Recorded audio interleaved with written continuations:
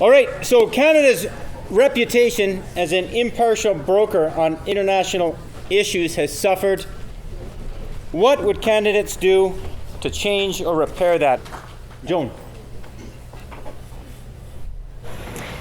Our Prime Minister was named World Statesman of the Year this year.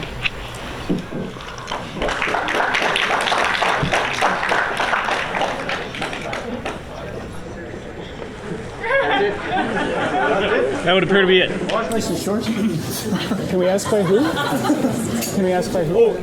Who is that by, Joan?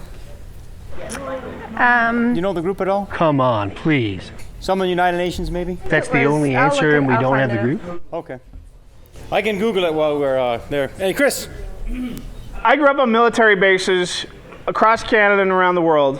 And I think it makes you a bit of a natural diplomat because you're constantly changing your context, constantly having to figure out a new set of rules and see things from other people's point of view. I lived across Canada. I spent 3 years in the United States, lived in Germany for a number of years.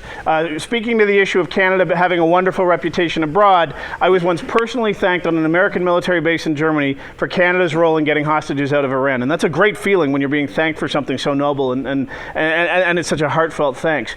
And I think this will make me an excellent ambassador for Calgary and Canada in the world, because let's be honest about why our international reputation is not what it once was, and that is because we have snubbed the world on climate change.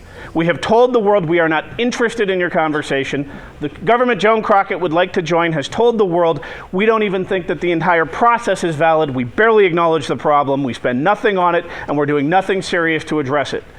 A Green MP from Calgary can fundamentally change that conversation. A Green MP from Calgary is immediately interesting internationally, with doors open internationally. There will be opportunities for Calgarians to tell the world, hey, you know what? Stephen Harper and his climate change foot draggers do not speak for all of us. We are interested in being part of this conversation, restoring Canada's reputation internationally, and once again taking a leadership role on environmental stewardship. Elizabeth May, who, by the way, was recently named Parliamentarian of the Year, Elizabeth May came to me and asked, would you be willing to run in Calgary Centre? Is this a thing you'd like to do? And there was only one person, actually, who I would answer yes to, I think, on that question. It's Elizabeth May, because of her inspirational leadership since she became the first Green Party member in Canadian history. She works across party lines. She's the one, when everyone else was ready to just let that omnibus budget bill slide by, who said, wait a minute, and wrote 300 amendments from her single office, from her one seat.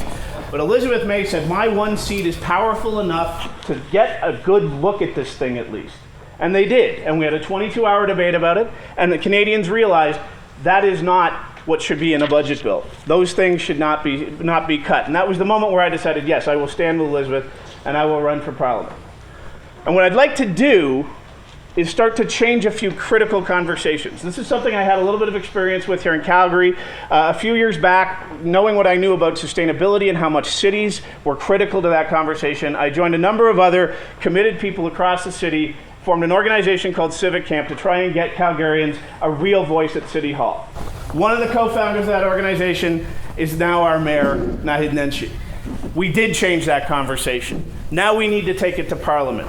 You have a backbencher for one of three parties who believe Parliament is a place to shout in, or you can have the second Green Party MP in Canadian history who will be free when I get there, not to read off a piece of paper what my talking points are, not to vote the way the agenda's already been determined, but to continue to advocate there for the things I'm talking to you about right here. For Joan Crockatt, Dan Meads, your vote means one more seat in the backbench on the yay or the nay vote. One more seat in the government, one more seat in the official opposition. For Harvey Locke, that vote means a toehold for the Liberals in Calgary and in Alberta. I'm not running to get a toehold in Calgary for some national party. I'm running to represent Calgary in Parliament. There's been a lot of talk, particularly in the last few days, about polls and vote splitting and the horse race. And I understand this. Everyone's concerned. Everyone wants their vote to count. But you know, we can't settle the party politics stuff in one by-election. All we can talk about is which candidate you want to represent you in Parliament, which voice you think can speak to what Calgary needs now from Ottawa, not what 2015 should look like for one of the other three parties. I'd like to finish by telling you how important your vote is because we lose sight of it. My campaign has attracted an extraordinary array of volunteers, including one man who came, none of us had met him before. His name's Ben. Ben grew up and until very recently lived in Kazakhstan, which is a one-party dictatorship where he had never had a real vote. And he looked at all of the party platforms, what all the candidates were saying, and he said, I want to help you. And so Ben's been in my office making phone calls, asking Calgarians what they want out of their next MP. When you think about vote splitting, when you think about what the polls say, ask yourself, does his vote count? Because it does, and so does yours. And to make it count the most, you will send the second Green Party MP in Canadian history to Parliament. Thank you.